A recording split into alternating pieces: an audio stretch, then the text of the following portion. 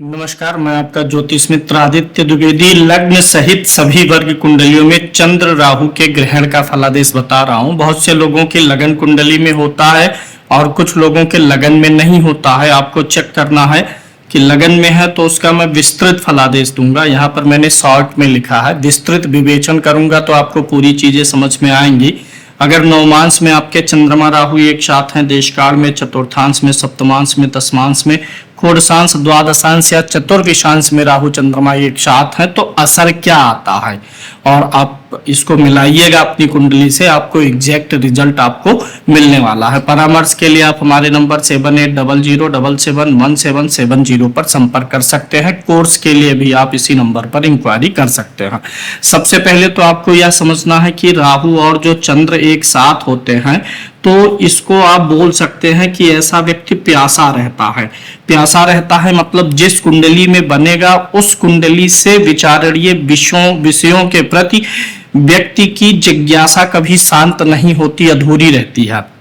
इसीलिए आपने देखा होगा जिसकी लगन कुंडली में चंद्रमा राहु हो उस व्यक्ति को समझा पाना, बातों से कन्विंस कर पाना बहुत मुश्किल होता है। मतलब आप उसे कितना भी समझाएंगे, आपके लॉजिक से वह व्यक्ति प्यासा ही रह जाता है।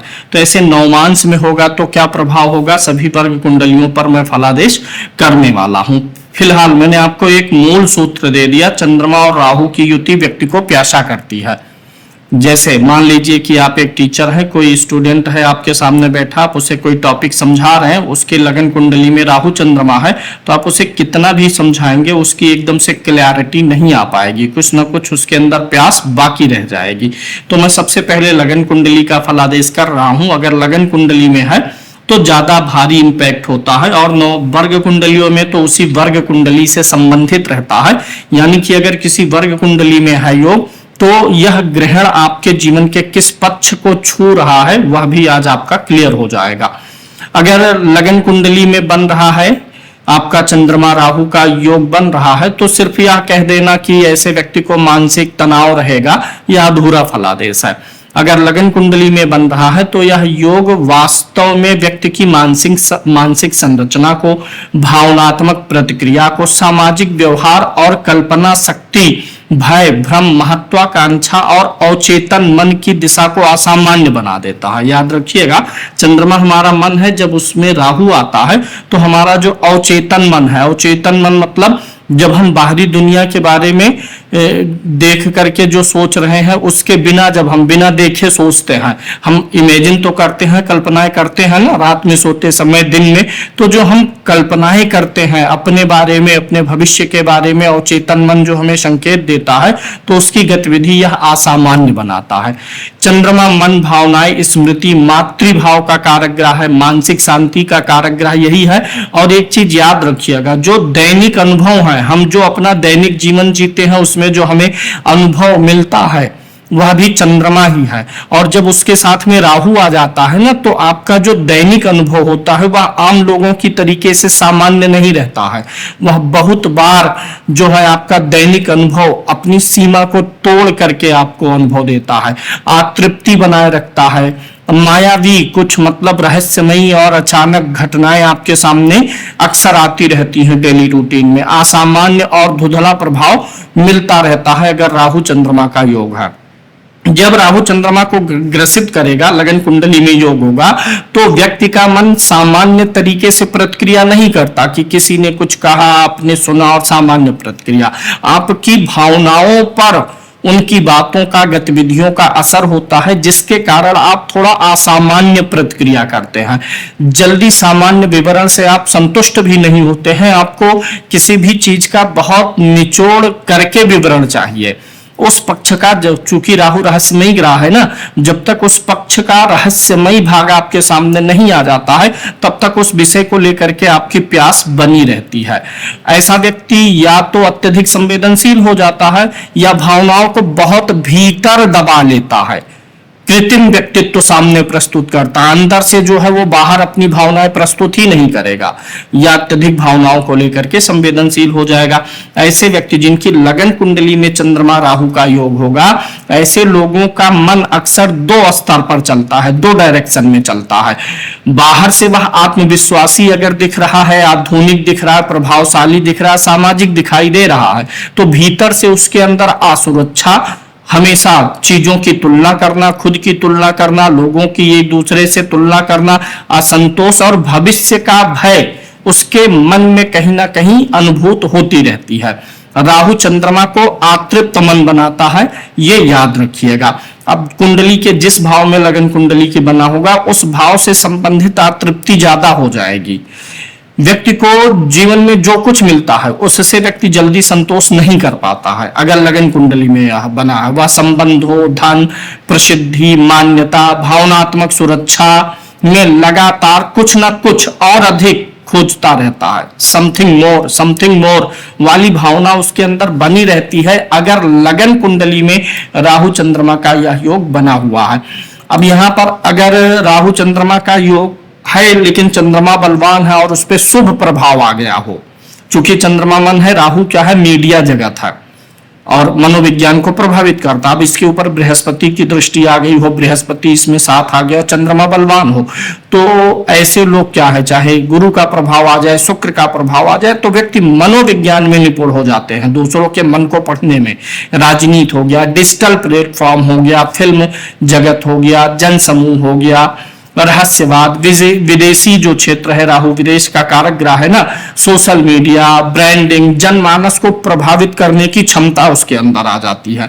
अगर राहु चंद्रमा के साथ में गुरु या शुक्र होंगे या गुरु या शुक्र की दृष्टि जा रही होगी, तब ये क्षमता आएगी। और चंद्रमा पीड़ित ना होने पाए ज्यादा, यानी कि वो नीच वगैरह ना होने पाए, अस्त ना हो, पक्ष बली हो, तब ऐसे लोग जो है दूसरों के मन को पढ़ने की क्षमता रखते हैं, ट्रेंड को पहचानने की क्षमता रखते हैं, भीड़ की मानसिकता समझ पाते हैं। अगर शुभ प्रभाव आ गया, अगर शुभ प्रभाव नहीं है तो भी भीड़ की मानसिकता समझेंगे, लेकिन उस मानसिकता को समझने के कारण इनको मानसिक टेंशन हो जाएगा, उससे निपटने का रास्ता, उससे फायदा निकालने का रास्ता ढूंढने के बजाय उससे बोझिल हो जाते हैं। तो यहाँ पर यह ध्यान देना चाहिए। राहु चंद्र की युति का एक गहरा मनोवैज्ञानिक प्रभाव यह है कि जातक अपने बचपन में या माता पक्ष से किसी ना किसी प्रकार से भावनात्मक असंतोष लेकर के बड़ा हुआ है। बचपन में या तो मातृपक्ष से भावनात्मक असंतोष रहा है या बाल्यकाल ही उसका जो है इमोशन का ख्याल नहीं रखा गया है, इस भावना के साथ वह बालक बड़ा हुआ है। कई बार माँ से दूरी, गलतफहमी, मानसिक दूरी, बचपन में भावनात्मक असुरक्षा की भावना उसके अंदर भर गई है, ये सारी चीजें दिखाई देती हैं। अगर लगन कुंडली में राहु चंद्रमा का योग है ना, तो जीवन भर आप इमोशनल वैलिडेशन की तलाश में लगे रहते हैं। अब हम बात करेंगे नवमांश कुंडली की। अगर नवमांश कुंडली में यह योग गया हुआ है, चंद्रमा और राहु एक साथ बने हुए हैं आपके D9 कुंडली में, तो यहाँ पर बहुत विशिष्ट असर आता है, लेकिन जीवन के प्रत्येक क्षेत्र में नहीं आता, कुछ क्षेत्रों में आएगा। जैसे वैवाहिक संभावनाएं आपकी जटिल हो जाती हैं और वैवाहिक जीवन में अपने जीवन साथी पर पूरा समर्पण करने से आपको डर या भय लगने लगता है कि मैं इसके ऊपर आंख बंद करके भरोसा करूं तो गलत कर देगा। आप अपने जीवन साथी से कुछ गलत अपेक्षाएं पालने लग जाते हैं, जिसके कारण से मानसिक दूरी बढ़ने लग जाती है। इसलिए नवमांश कुंडली विवाह का है, धर्म का है, आत्मिक परिपक्वता का है, वैवाहिक सुख का होता है। नवमांश कुंडली व्यक्ति के भीतर छिपे हुए संस्कारों को दर्शाता है। तो अगर D9 कुंडली में, नवमांश कुंडली में आपके राहु चंद्रमा की युति होगी, तो ऐसे व्यक्ति का मन वैवाहिक और भावनात्मक संबंधों में, जहां इमोशनली आप बहुत करीब से कनेक्ट होते हैं, तो चाहे वैवाहिक पक्ष हो चाहे प्रेमी प्रेमिका का पक्ष हो, वहां पर आप अत्यधिक जटिलता का अनुभव करते हैं। ऐसे संबंधों में जल्दी भावनात्मक रूप से आप जुड़ते तो हैं, पर भीतर से आपके अंदर उनके ऊपर विश्वास ना आ पाने की कमी रहती है। आप प्रेम तो चाहते हैं, लेकिन पूर्ण समर्पण से भी डरते हैं अपनी मैरिड लाइफ में। कई बार ऐसे लोग बाहरी आकर्षण, ग्लैमर, स्टेटस या सामान्य या असामान्य व्यक्तित्व वाले लोगों की ओर आकर्षित होने लग जाते हैं। लेकिन बाद में उनसे आकर्षित होने के बाद जब उनके टच में आते तो उनको पता चलता जिन चीजों और जो भावनाओं के साथ, सोच के साथ मैं इनके टच में आना चाहता था, वास्तव में वो चीज इनके पास नहीं है, सब बनावटी है। विवाह में मानसिक असंतुलन उत्पन्न करेगा। D9 का राहु चंद्रमा का योग वैवाहिक जीवन में मिसअंडरस्टैंडिंग देगा, गलत अपेक्षाएं देगा और ऐसी भावनाएं आती हैं कि मेरा जीवन साथी मुझे समझ नहीं पा रहा है, ऐसी कुछ भावनाएं भी आ जाती हैं। नवमांश में यह योग दिखाता है कि व्यक्ति को वैवाहिक जीवन के में अधिक परिपक्वता सीखनी पड़ेगी, क्योंकि राहु यहां भ्रम देता है ताकि व्यक्ति वास्तविक प्रेम और मोह के अंतर को समझने में थोड़ी सी गलती कर जाए। पूरा उसको जो वास्तविक प्रेम है और जो मोह है, जो दिखावापन है, उन दोनों के बीच में ये खाई पैदा कर देता है। अब हम बात करेंगे D3 देशकाल कुंडली में। अभी अंत में लगन कुंडली से जुड़ा हुआ मैं कुछ आपको टिप्स भी दूंगा, क्योंकि सबसे ज्यादा असर लगन कुंडली का ही पड़ता है। अगर लगन कुंडली में है, लगन कुंडली में है तो जीवन के लगभग सारे पक्ष प्रभावित होने लग जाते हैं। D3 में अगर है तो यहाँ पर देखिए भाई बहनों से मानसिक असंतोष देगा, मानसिक युद्ध चलेगा आपके अंदर अपने भाई बहनों को लेकर के, और दूसरे लोगों की राय से ऐसे लोग जल्दी प्रभावित हो जाते हैं, अपनी खुद की राय जल्दी नहीं बना पाते हैं। तो आप जानते हैं देशकाल D3 कुंडली जो है ये साहस, पराक्रम, मानसिक प्रतिक्रिया का है, छोटे भाई बहन का है, हमारे जो है स्ट्रगल करने की, संघर्ष करने की क्षमता है, व्यक्ति के आंतरिक प्रतिस्पर्धात्मक स्वभाव को दर्शाता है। क्या D3 दर्शाता है। अगर इस D3 में देशकाल में युति बन गई है या युति, तो मानसिक रूप से आप अत्यधिक प्रतिक्रियाशील हो जाते हैं। व्यक्ति छोटी छोटी बातों को भीतर गहराई से लेने लग जाता है, मतलब उसके बाद किसी की भी बातें उसके हाइट को टच करने लग जाती हैं। कई बार अपनी कल्पनाओं के माध्यम से ही व्यक्ति अपने संघर्ष को बड़ा बना लेता है, जबकि संघर्ष उतना बड़ा नहीं रहता। संघर्ष जहां करने की बात आएगी वहां पर आप बहुत इमेजिनेशन करते हुए सोचेंगे ये तो बड़ा कठिन है, बड़ा प्रतिस्पर्धात्मक है। भाई बहनों के साथ गलतफहमियां करवाने लग जाता है, दूरी, या आप भाई बहनों से अपनी तुलना करने लग जाए, भाई बहनों से मानसिक रूप से प्रतिस्पर्धा में शामिल हो जाए, ऐसी भी संभावना बनी रहती है। जातक बाहरी दुनिया में साहस दिखाता लेकिन भीतर से मानसिक युद्ध लड़ रहा होता है।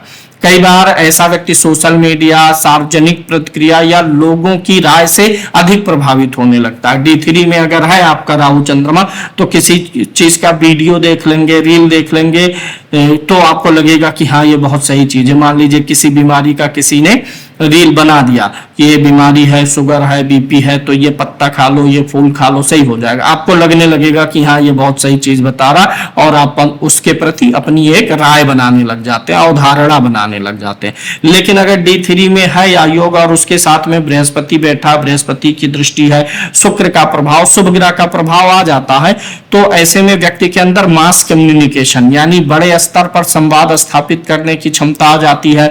डिजिटल मीडिया से संबंधित चीजों में फायदा उठा सकता है। पॉलिटिकल स्ट्रेटेजी बनानी हो, इन्वेस्टिगेटिव काम करना हो, खोजबीन वाला, या पब्लिक साइकोलॉजी रीड करनी हो, तो व्यक्ति को काफी मदद मिल जाती है अगर बृहस्पति या शुक्र साथ में बैठे हो या दृष्टि डाल रहे हो। अब हम बात करेंगे D4 चतुर्थांश कुंडली में अगर राहु और चंद्रमा की युति बनी हुई है तो कैसा असर रहेगा।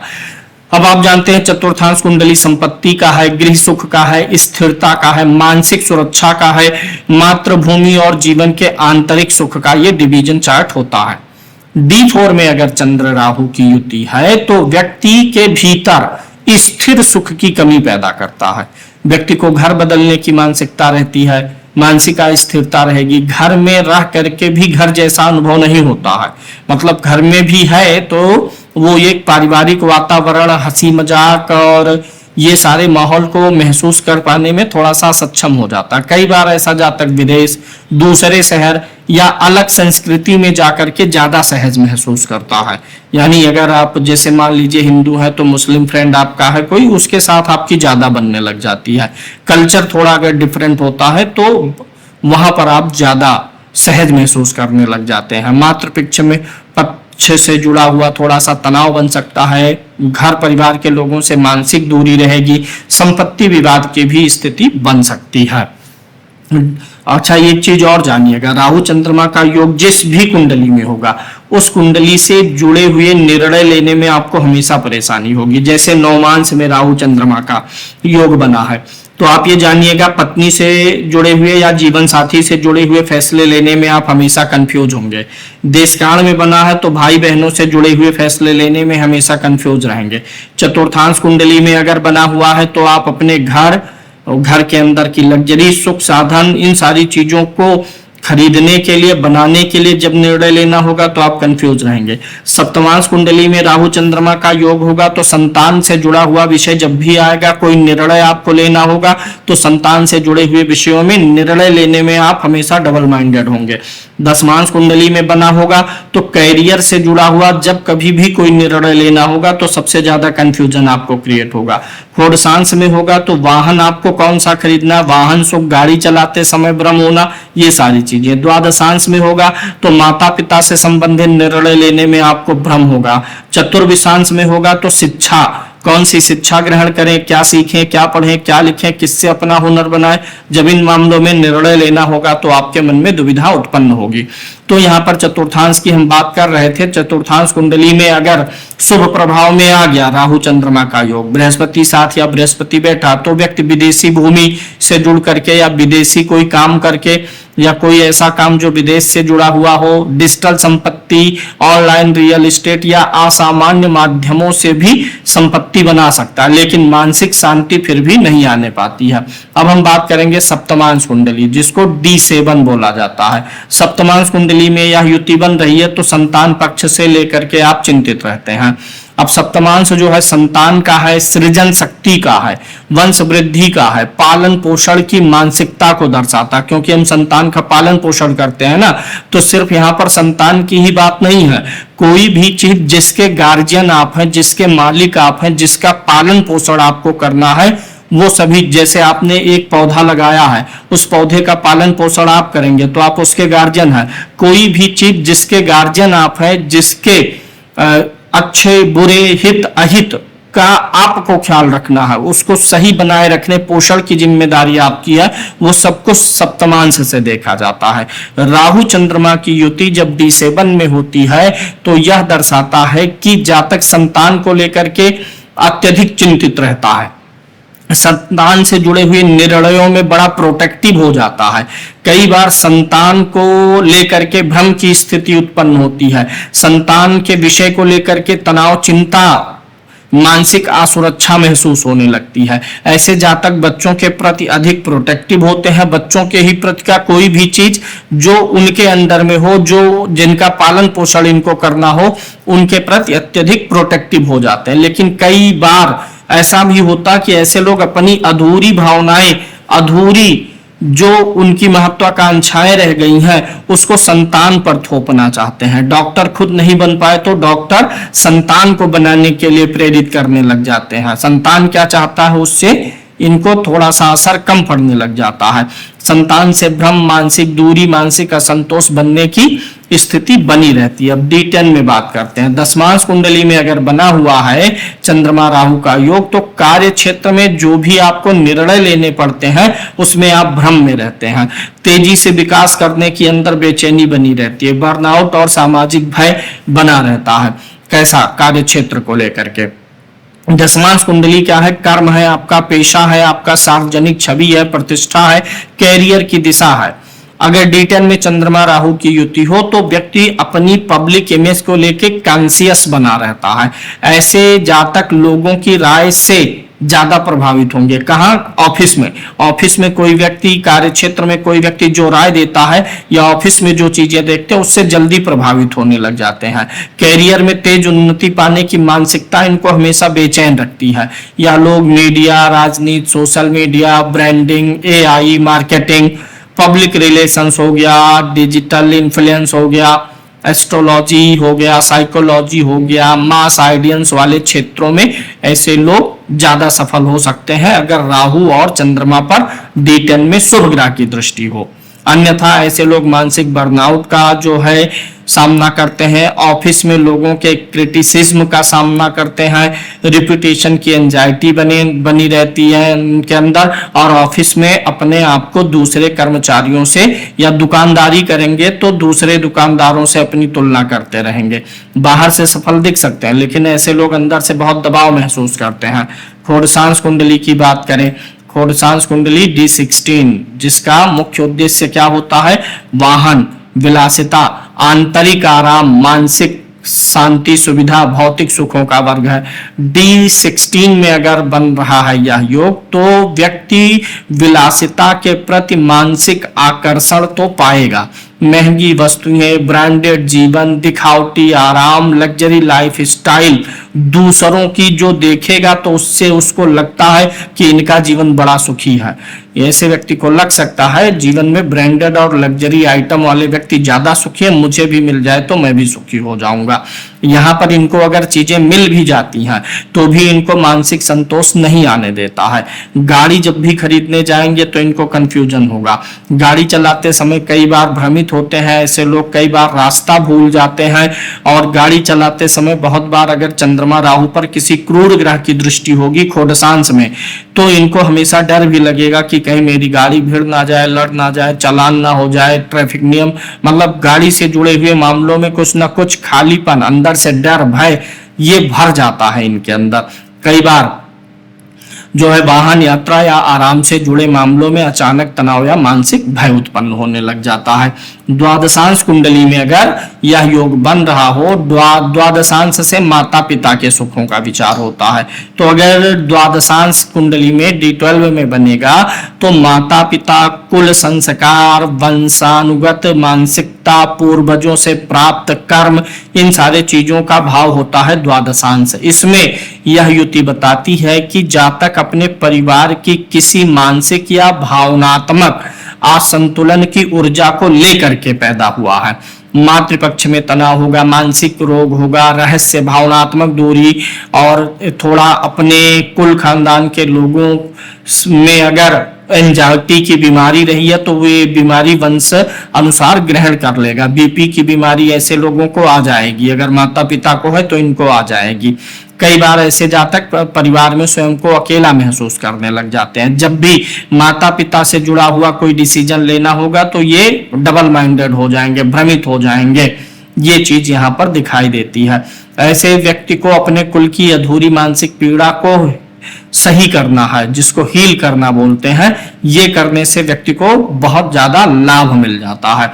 चतुर्विशांश कुंडली की बात करें जिसको D24 बोलते हैं, यह आध्यात्मिकता और साथ ही साथ शिक्षा वाली कुंडली होती है।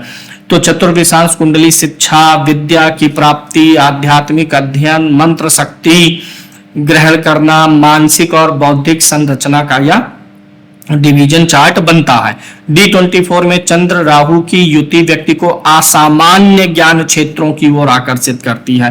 पारंपरिक पढ़ाई में ऐसे लोगों का मन नहीं लगता कि BA कर ले, MBA कर ले, ऐसे कर ले, तो मतलब डिग्री प्राप्त करना इनकी भावनाएं नहीं होती, स्किल प्राप्त करना, ट्रेंडिंग जो उस समय स्किल्स होती हैं उसमें इनका मन ज्यादा लगता है। ऐसे लोगों के पढ़ाई में ब्रेक आ सकता है, रहस्य और मनोविज्ञान वाली चीजों में ज्यादा रुचि होगी। कोई ऐसी पढ़ाई जिसमें रहस्य हो, मनोविज्ञान, किसी भी पक्ष के मनोविज्ञान को समझना हो, उसमें इनकी रुचि ज्यादा होती है। राहु और चंद्रमा यहाँ पर ज्ञान की गहराई तो देंगे लेकिन किसी विषय की पढ़ाई और डिग्री के प्रति उतनी, डिग्री लेने के प्रति उतनी आसक्ति नहीं देते हैं। व्यक्ति सीखता तो बहुत कुछ है लेकिन उस पर टिकना थोड़ा मुश्किल होता है, मन स्थिर नहीं रहता है पढ़ाई में, तो बैठ करके पढ़ने वाली चीजें करना पड़ेगा तो उसमें इनका मन नहीं लगेगा। कुछ टेक्निकल रहेगा उसमें इनका मन बहुत अधिक लगेगा। अगर गुरु या शुभ ग्रह का प्रभाव आता है तो ऐसे लोग किसी भी चीज के गूढ़ पक्ष को खोजने में निपुण होते हैं। AI का काम मिल जाएगा तो बहुत डीप में जाकर के उस पर रिसर्च कर लेंगे, हिस्ट्री में ही रिसर्च करेंगे तो बहुत डीप तक जाएंगे, उसको मतलब सामान्य से असामान्य बना देते हैं अपनी पढ़ाई को। तो ये मैंने आपको राहु चंद्रमा का योग बताया सभी कुंडलियों में। अब राहु चंद्रमा का योग होता है किन वर्ग कुंडली में है, वहां पर असंतुष्टि है, तो राहु की वस्तुओं का दान करके आप थोड़ा सा चंद्रमा को भयमुक्त कर सकते हैं, उपाय कर सकते हैं। धन्यवाद।